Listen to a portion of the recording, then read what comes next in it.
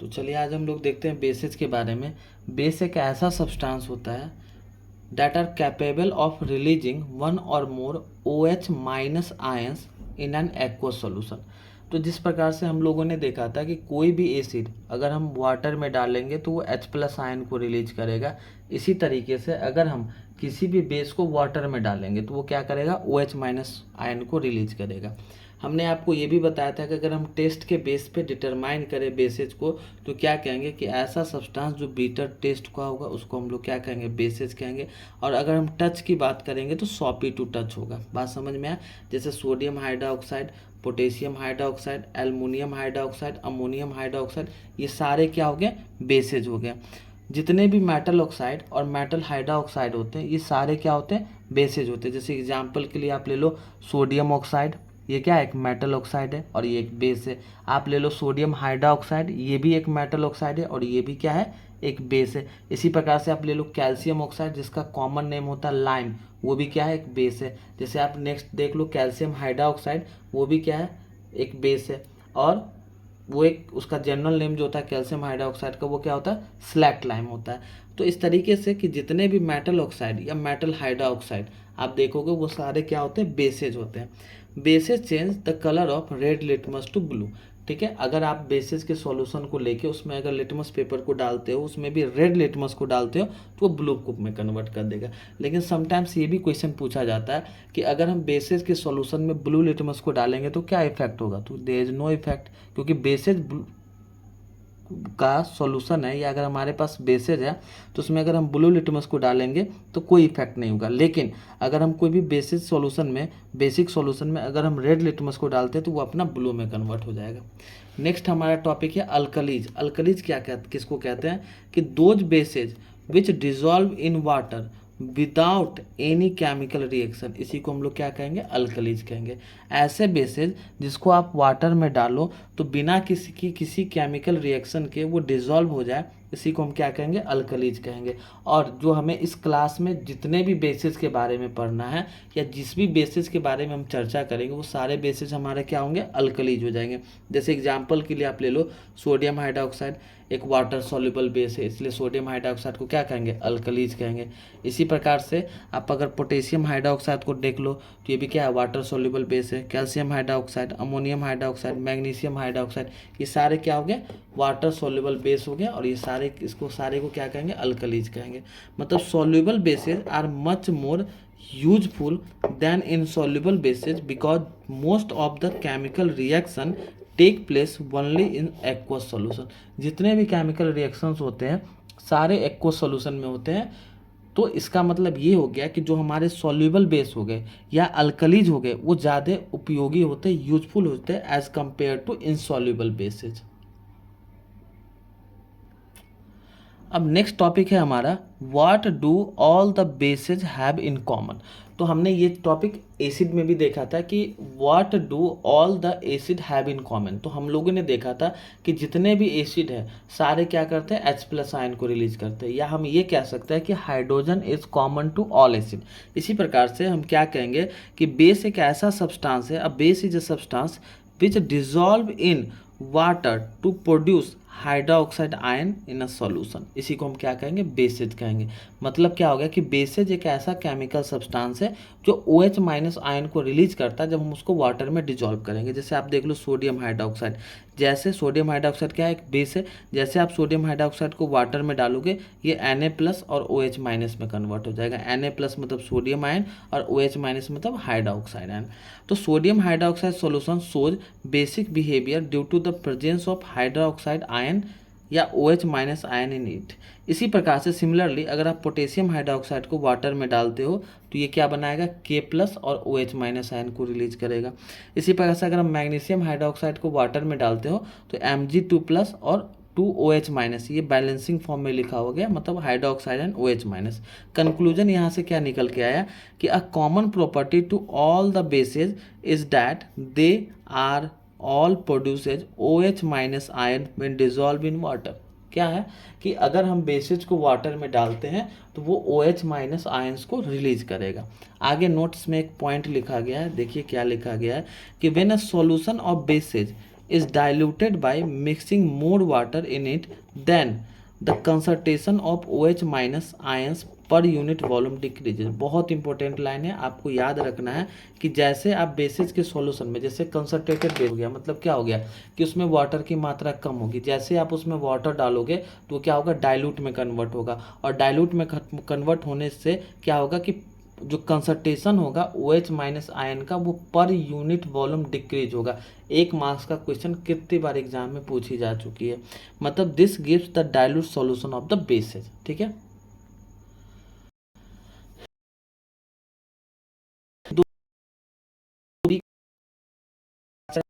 बात करें तो बेसिस होते हैं स्ट्रॉन्ग बेस, और स्ट्रॉन्ग किसको कहेंगे, which completely ionize in water,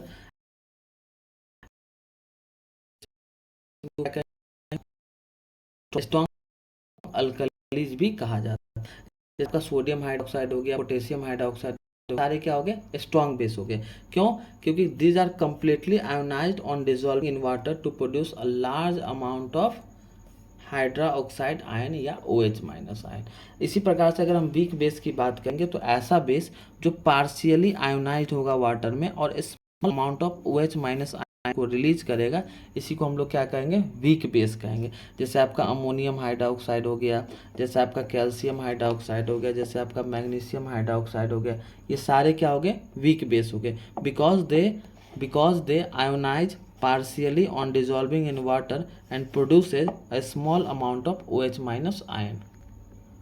अब आगे हम लोग देखते हैं प्रॉपर्टीज ऑफ बेसिस। तो पहला प्रॉपर्टी क्या है कि इसका बीटर टेस्ट होता है, फील सॉपी टू टच, और रेड लिटमस को ये क्या करता है, ब्लू में कन्वर्ट कर देता है। अगर चौथे प्रॉपर्टी की बात करेंगे तो बेसिस इलेक्ट्रिसिटी को कंडक्ट करता है। हम लोगों ने देखा था कि एसिड भी इलेक्ट्रिसिटी को कंडक्ट करता है, तो इसी प्रकार से बेसिस भी इलेक्ट्रिसिटी को कंडक्ट करता है। इसलिए हम बेसिस को जो बेसिक सॉल्यूशन होगा, मतलब ऐसा सॉल्यूशन जिसमें बेसिस हो, उसी को बेसिक सॉल्यूशन कहते हैं। वो क्या करता है, उसको हम लोग इलेक्ट्रोलाइट भी कहते हैं। Bases react with some metals to form hydrogen gas. ठीक है, बेसिस मेटल के साथ रिएक्ट करके किस गैस का फॉर्मेशन करता है, हाइड्रोजन गैस का एवोल्यूशन करता है। ये हम लोगों ने एसिड में भी देखा था, जैसे सोडियम हाइड्रोक्साइड जिंक के साथ रिएक्ट करके अगर हम उसको हीट करेंगे तो सोडियम जिंकेट बनाएगा और साथ में हाइड्रोजन गैस का भी एवोल्यूशन करेगा। तो यहाँ से नोट्स में एक पॉइंट है कि salt form by the reaction between base and a metal, the metal is present as a part of the negative ion. हमेशा याद रखना कि जैसे आप देख लो सोडियम जिंकेट हो गया, इसमें जिंकेट जो हो गया ये निगेटिव आयन की तरह बिहेव करेगा।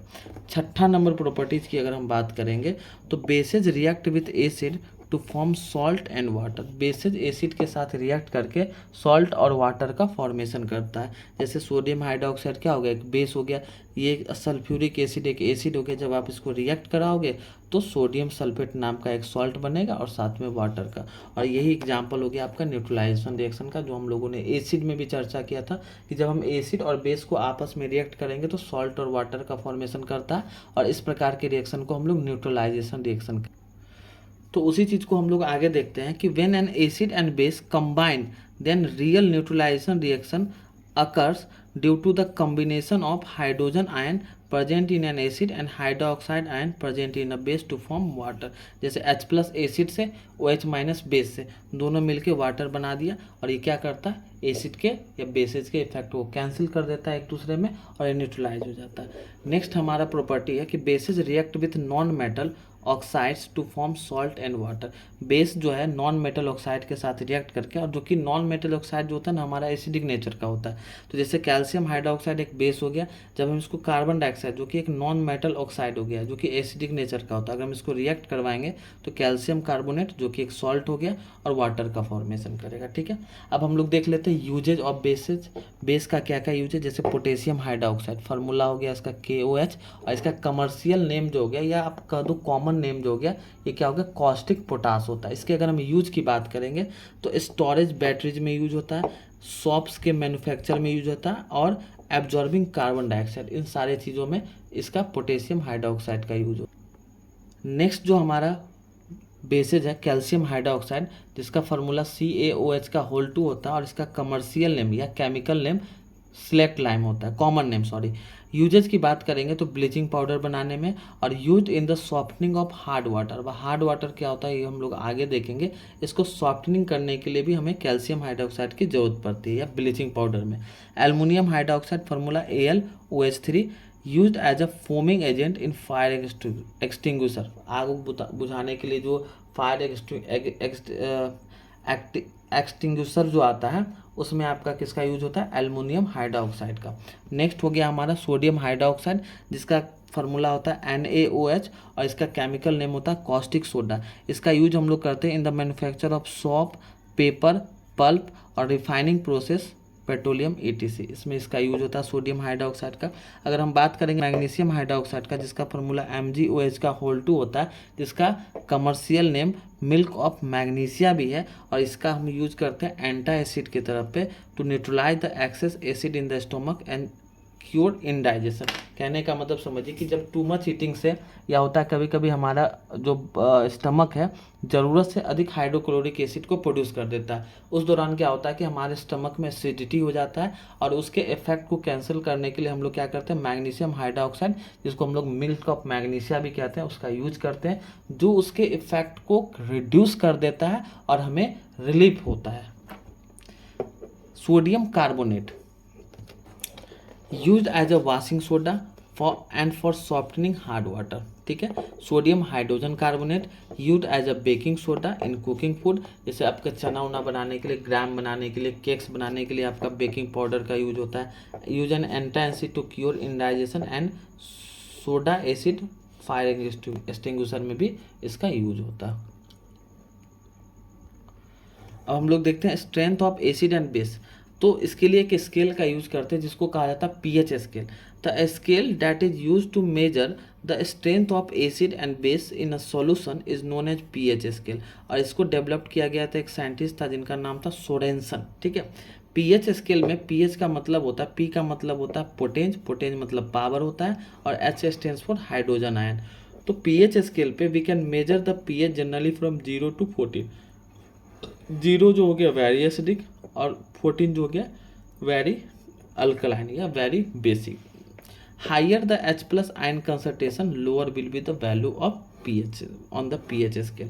कैरेक्टरिस्टिक की अगर हम बात करेंगे तो एसिडिक सॉल्यूशन के लिए पीएच अपना लेस देन 7 होगा। लेस देन 7 कहने का मतलब 0 से 7 के बीच में, बिटवीन 0 to 7। और अल्कलाइन है तो 7 से अधिक होगा, और अगर हमारा न्यूट्रल सॉल्यूशन है तो pH इक्वल्स टू 7 हो जाएगा। ठीक है। मोर एसिडिक का solution is lower will be its pH। जितना एसिडिक सॉल्यूशन होगा उतना कम pH होगा इसका। जैसे अगर वो 0, 1, 2, 3 अगर हमारा pH है तो वो स्ट्रॉन्ग एसिड हो जाएगा, 4, 5, 6 है तो वीक एसिड हो जाएगा।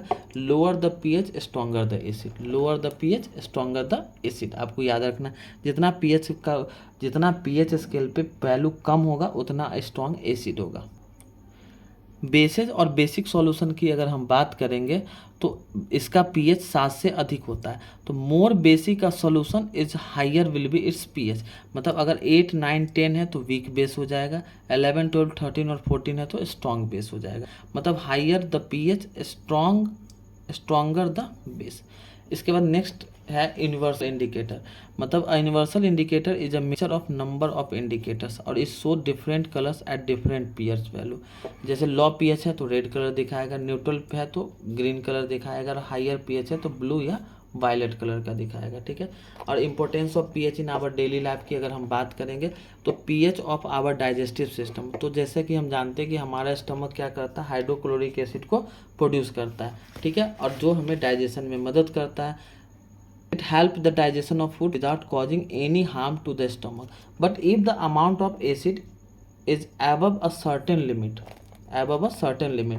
due to indigestion or eating spicy foods, then pain and irritation occur at the stomach. Pain and irritation occurs at the stomach.